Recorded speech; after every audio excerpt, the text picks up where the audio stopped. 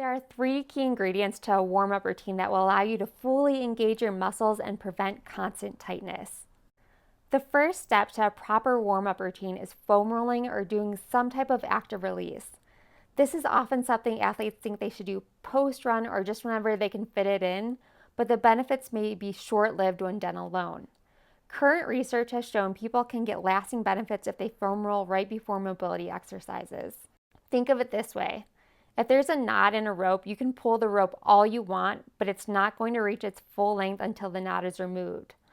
Foam rolling and active release aid you in getting rid of the tight muscles and promotes good fascial movement so that you can get a better range of motion during your mobility exercises.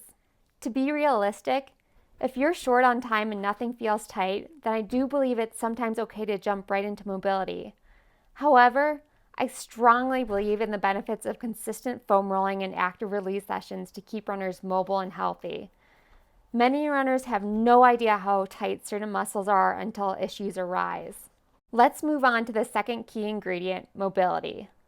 Mobility is the joint's ability to move through a range of motion. In other words, doing mobility before a strength session or a run reminds your body to move through its full range of motion instead of staying in a shortened state. Think of it this way. If you just sat at a desk all day, your hip flexors are used to being in a shortened state and your glutes are used to being turned off.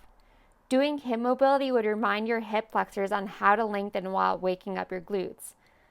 The same goes for sitting in a hunched position for long hours. Doing a little thoracic mobility can open up your chest and allow for a proper counter rotation to your lower body as you run. When runners lose thoracic mobility, they may try to get the counter rotation from their low backs instead. Proper mobility as you run can help you better absorb impact forces while simultaneously allowing you to create more force or allowing you to get more power from your muscles. Now let's tie in active release and mobility with the third key ingredient, activation. Since you took a couple of minutes to foam roll and do some mobility exercises, you can now get the full benefits of your activation exercises because you can fully access the muscles you're targeting. In turn, this can help prevent chronic tightness. For example, if your hip flexors are chronically tight, when your glutes are engaged, your hip flexors will lengthen as you move so your hip flexors are no longer in a chronically shortened state, which causes the chronic tightness. The crucial factor with any activation exercise is to make sure you're using the muscles you're supposed to be using. That mind-body connection is essential, especially as you start your run or strength workout. It is entirely possible to look like you're doing a glute bridge but not feel your glutes working at all. That's not what you want.